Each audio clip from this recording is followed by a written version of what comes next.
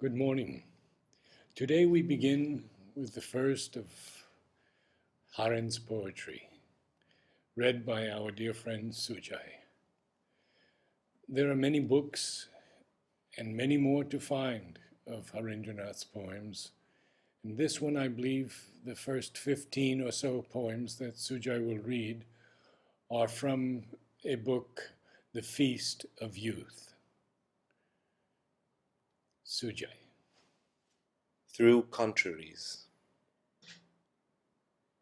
If I am to believe that he controls the destiny of dust, unseen maneuverer of mortal souls, then I must needs lay my implicit trust in the wise pattern shot with light and shade, to grow afraid or wince at circumstance were to insult his wisdoms which to us seem difficult. Since, who am I to doubt, prevaricate, or insolently ask both the enkindled flame and the flame put out are twin appearances of one same mask, hiding his face, dark, undiscovered fountainhead of grace?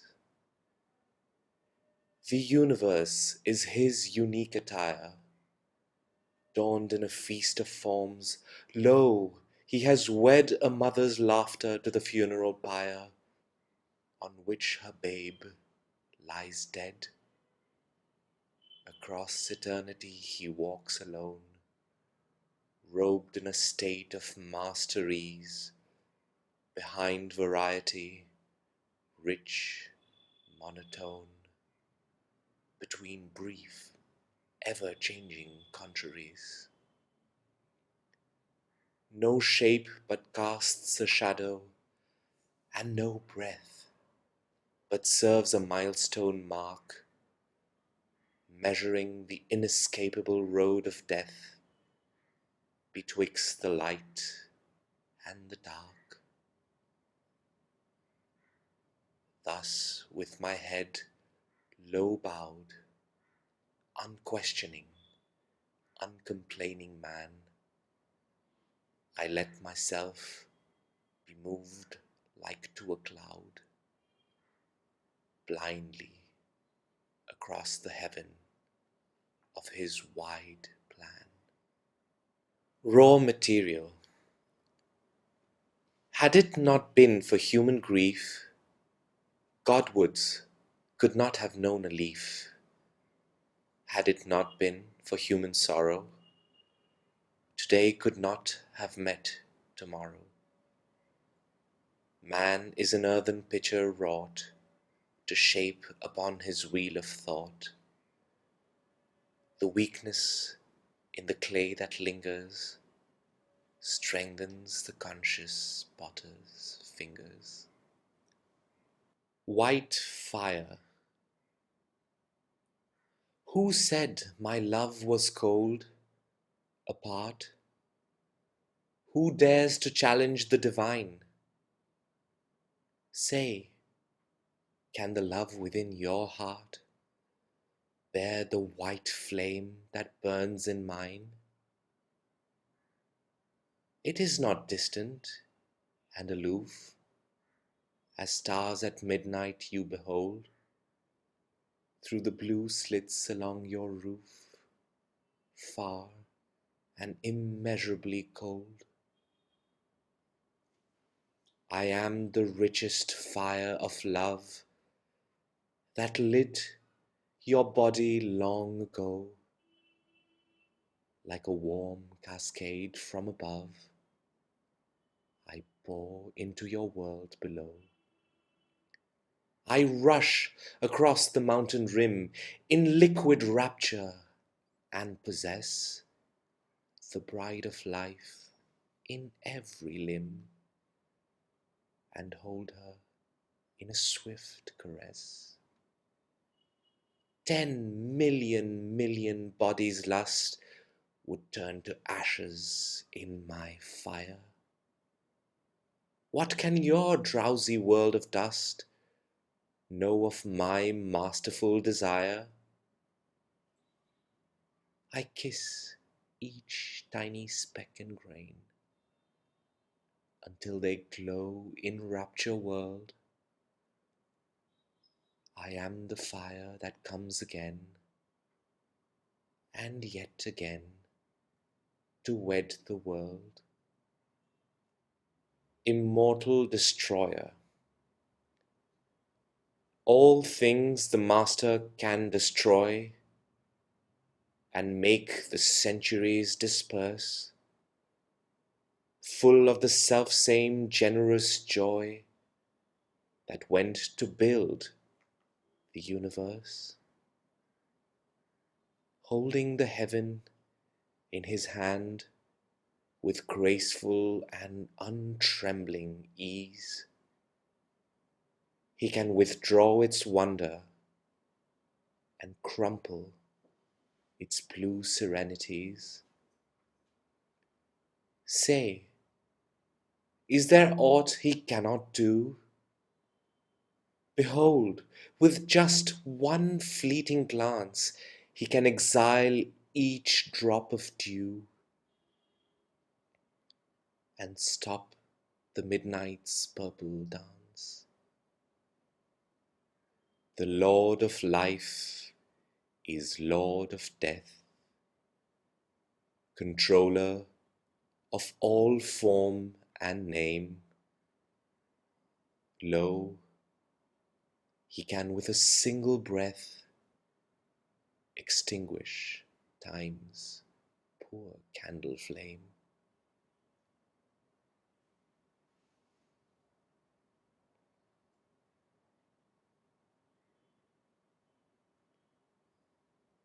Exchange. Nobody has given up anything for you. Each has brought an empty cup for the honeydew of your tender, silent, sweet smile that conquers strife. Each has placed before your feet but a hollow life. What a pale and fugitive offering is ours. Master, what have we to give but life's faded flowers and poor broken lamps of clay with their glimmers shed, shadows of a bygone day, music of the dead? We have only brought our pain like a desert bare. You have showered your gracious rain, cooling all the air of a lifetime that was spent in a barren way. You have given hue and scent to its desert clay. We have brought you sin and strife, scar and sore and burn, guerdon of eternal life has been your return. Dreams that cry and thoughts that drift, we have brought you. Yet you have given us the gift swiftly to forget. We have brought the poison bowl of lives undivine. You have changed each to a soul.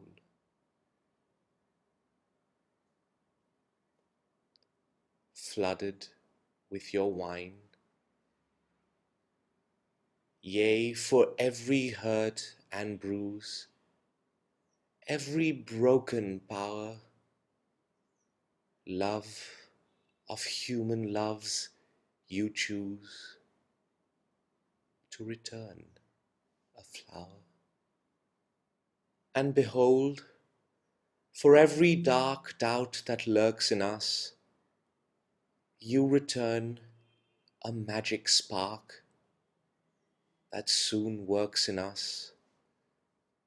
Miracles of light on light as the days go on, when we bring to you our night,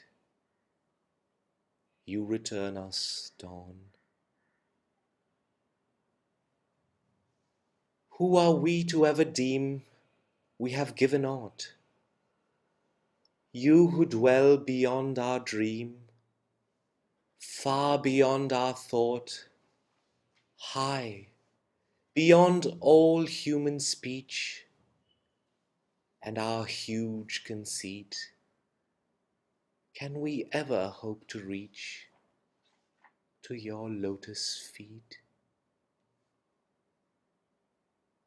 We have brought you all the mud with its flowerless gloom.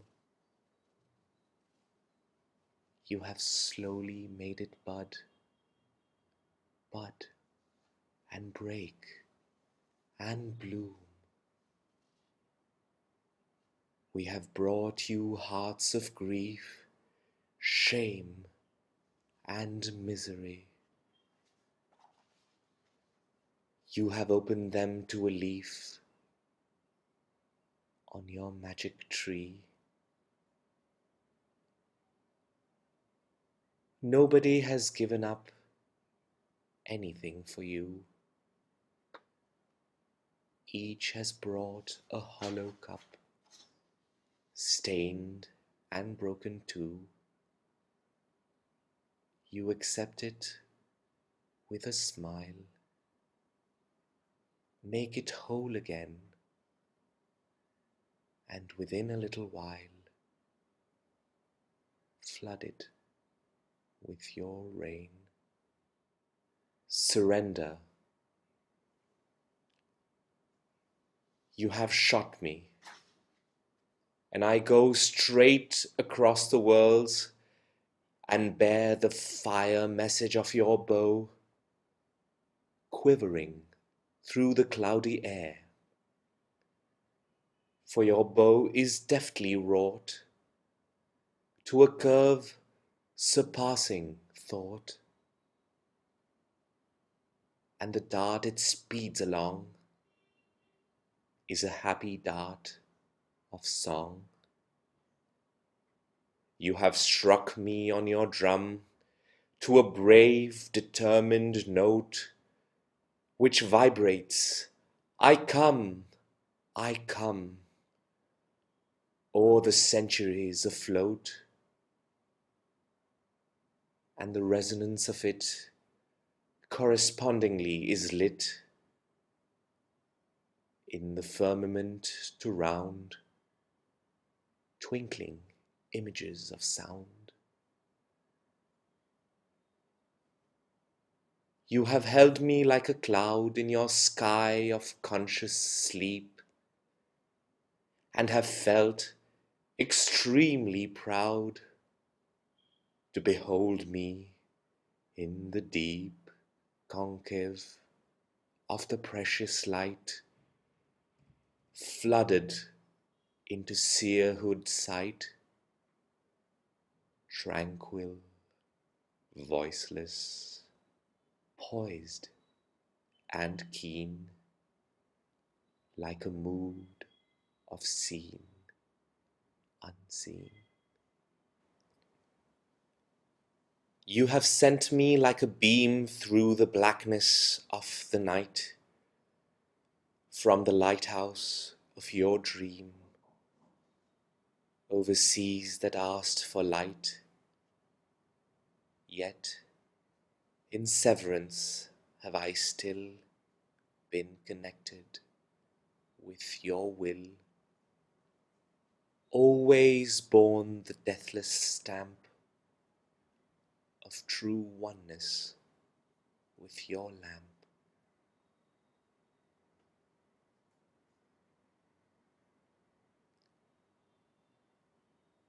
Dark song. The lamp is ready, but you forget your flame is not steady as yet.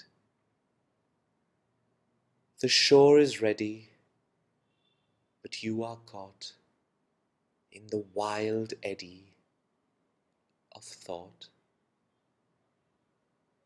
The hush is ready. When will you tire of your dark, heady desire?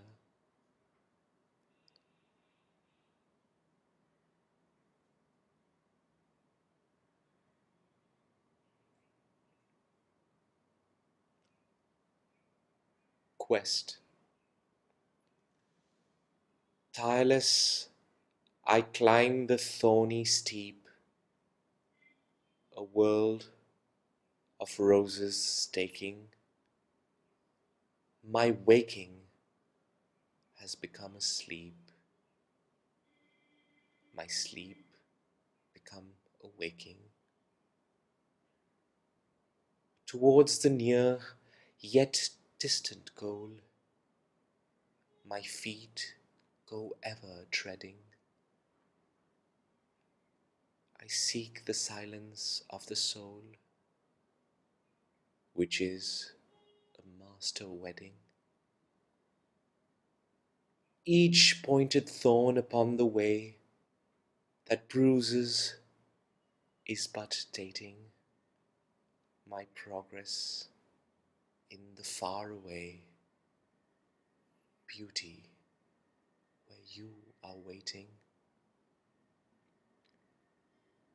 Something in me until the end will keep on ever humming. O mighty master, gentle friend, accept me, I am coming. Tireless I climb the kindling steep, a shadow world forsaking. My waking state is now asleep, my sleep is now awaking. Invitation. Come in whatever form you like. Come as the fiercely reddening storm, or as the cooling cataract. In any form, O Master. I am prepared for anything that comes from your unfaltering hand. I will not moan or say a word. I'll understand, O Master. Come in whatever form you like, or make me sing, or strike me dumb, in any way, at any time, but only come, O Master. Voices of Poems. I am sure, cried the little poems, our poet would like to know that some of us come from the future, and some from the long ago. We are all forerunners of wisdom, and all you have got to do is to fill the being with twilight and let us twinkle through. O poet, what you call poems are so many ways and means of reaching the virgin whiteness behind the world's golds and greens. Divine attempts at storming the subtle wonder that slips between the words you utter from your song-enchanted lips. They sound the delicate heart-throbs of an ever elusive one who reveals himself in the silence when all joy of singing is done. But you go on singing, my poet, in faith while the day is long. You will find his light through your shadow. You will touch his hush through your song.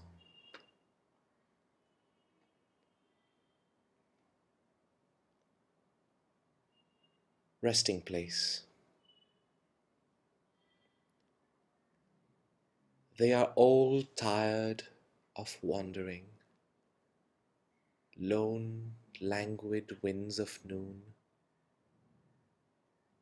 and the long-drawn evening shadows with the cold returning moon. And between the morn and the midday, white-bodied clouds that roam are waiting to rest upon your breast, which was always their real home. They are all weary with wandering,